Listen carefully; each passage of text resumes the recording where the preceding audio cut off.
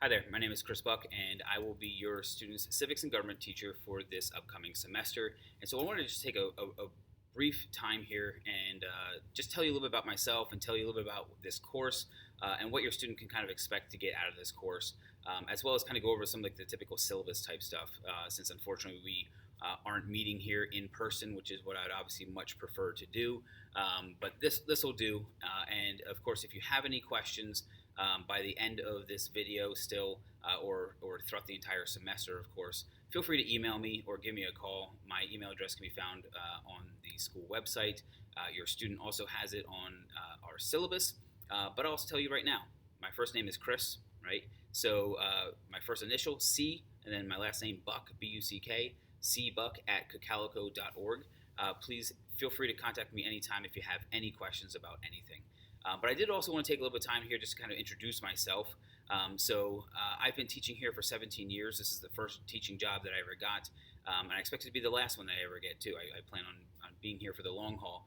I think this is a fantastic school district, and I love the student here. I love the culture here of this community as well.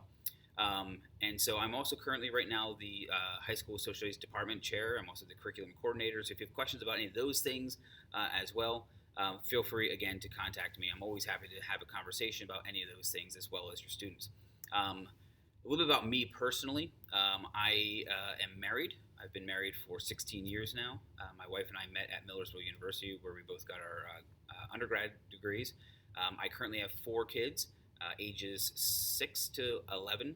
Got to remember that. 3 boys and 1 girl. So they certainly keep me busy. They are all big into sports and music and stuff. So we're a busy family, but that's a good thing.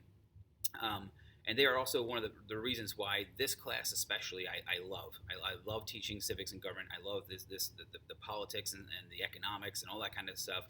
I know that sounds maybe a little bit weird, but it's something that I feel very passionate about because I see, and we all see, especially right now, firsthand, just how important this stuff is and how important it is to understand the processes and why the government can do certain things and why they can't do certain things and why they should or should not do certain things. And so, we're seeing, especially right now over the past year and a half to almost 2 years, about why especially it's important to understand these things. And so I think this class especially, it really breeds a natural desire for discussion.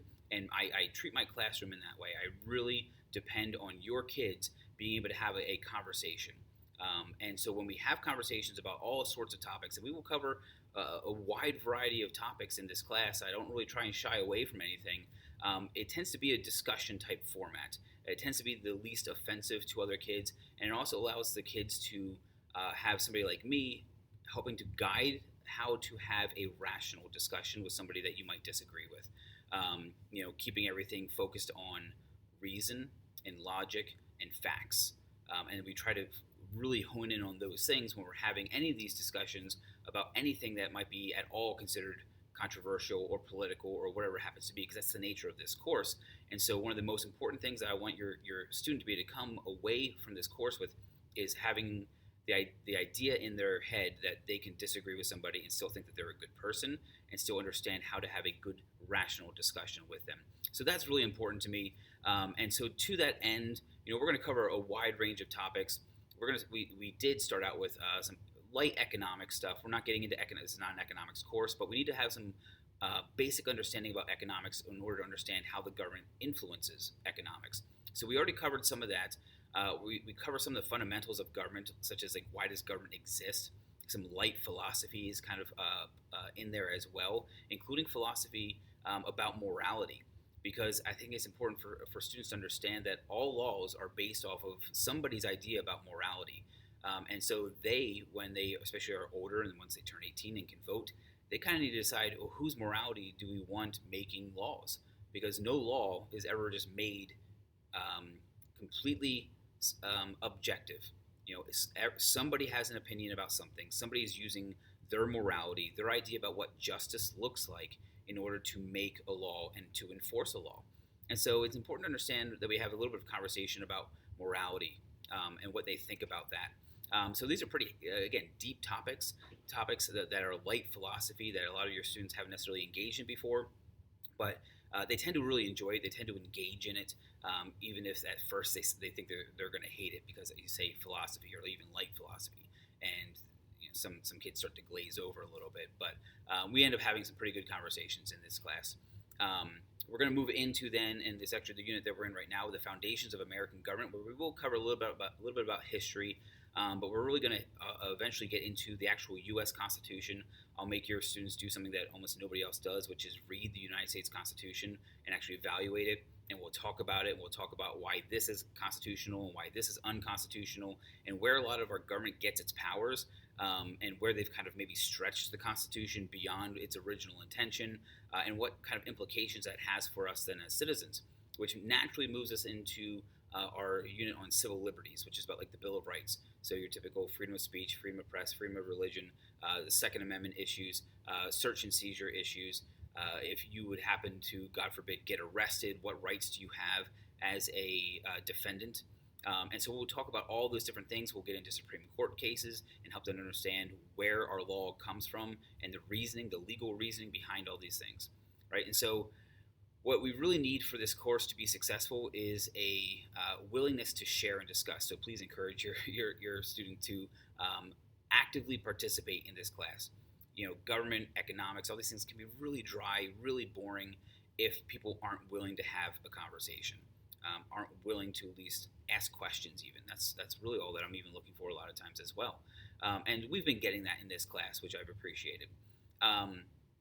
We're going to have a couple major projects in this class. We actually just finished one up about a week ago or so. It's called a Create a State project, where basically I thrust them into, before we really talk too much about governmental structure at all, I make them actually get into a group that they don't get to pick, and they actually have to create a government's constitution and a country from scratch. That is quite a task to ask for 11th graders to do, and I understand that. And I kind of just throw them out there with only a few kind of like life preservers to kind of hold on to. And I kind of help to kind of guide them with some of the big questions and all. But by the end, they always get there, and our class did get there to where they ended up creating some pretty cool constitutions from scratch, without really knowing a whole lot about like the three branches of government, what government does necessarily, but they were able to reason and logic their way kind of through it as well. And so we had a good time with that. There's also going to be a civil liberties paper as well, where they're going to be able to pick a topic that has to do with freedom, that has to do with rights or something, and they're going to have to write both a pro and a con paper about that particular topic. And the topics can be about Second Amendment rights. The topics can be about something like abortion. The topic can be about the legalization of marijuana. And of course, we always approach it though from a legal perspective. So, they're going to have to look at court cases. Okay, what have court cases decided about these particular topics before? And what is the pro side of this and what is the con side of this? And looking at it as objectively as possible. Again, that tends to be a goal of mine for this course, is to teach them about objectivity, teach them about using reason, logic, and facts to come to conclusions. We're also going to have a mock election in this course, which they usually end up really enjoying. That's at the end of this semester. They're going to have to form their own political party, make a platform about it, what are their ideological beliefs, and they're going to have to actually run a president and a vice president, a ticket against other presidents and vice presidential tickets in this class in order to be president for a day. And so that's usually a lot of fun. We have debates with that. And there's a lot of good banter that occurs with that. And it's a culminating project where they learn a lot about what they engage with a lot of what they learned in this course. So that's the content from just a very, very quick overview here. Real quick, just to go into the syllabus type stuff, just so you understand how this course is structured in terms of grading. We have weighted grades in here, which means all grades are put into categories such as projects or quizzes or tests or homework or classwork. And they're all weighted a little bit differently. I will tell you exams are weighted at the highest amount because I do want to see that students can understand and apply what they've learned in a meaningful way. There's also, connected to that, if they would actually happen to fail, there's always an option for a retake or to do test corrections. I usually actually encourage test corrections because I tend to see better results from that, where they actually learn than what they actually did wrong. And they actually now have to fix it, and I allow them to use their notes and to do research to tell me now that they understand what they actually got wrong. But that's always an option. The only requirement there is that obviously they had to have had failed the test, but two, they have 5 days from the day that it goes into Power School, that grade goes into Power School. They've got 5 days to both set up that test correction date with me and then actually to do the test corrections themselves. When it comes to late work, they can always turn something in late as long as we're still in the same quarter in which it was due. I can't go back into previous quarters, but if they have a 0, if you see a 0, if you're in Power School, they can always turn something in as long as we're still in the same quarter. So right now we're still in quarter 1, and they can still turn in anything. And I would really highly encourage, if you see a 0, really encourage them to get that in, because zeros do absolutely kill grade.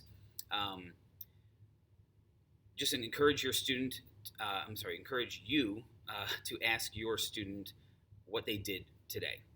What did you learn about in civics class today? What are you working on? What unit are you in? Really try to engage them in this topic. When we do that, it is starting to force them to remember what they learned, and that starts to put things into their long-term memory. But 2, it's good for you to know and understand what they're learning about. They are your student. This is somebody obviously that you care very much about, and their education is paramount. Right? And so you want to know what they're learning, and I want you to know what they're learning as well. So ask them. If you have any questions ever about what we're learning in here, about a grade, about anything, again, please feel free to email me. Again, my email address is cbuck@cacalico.org.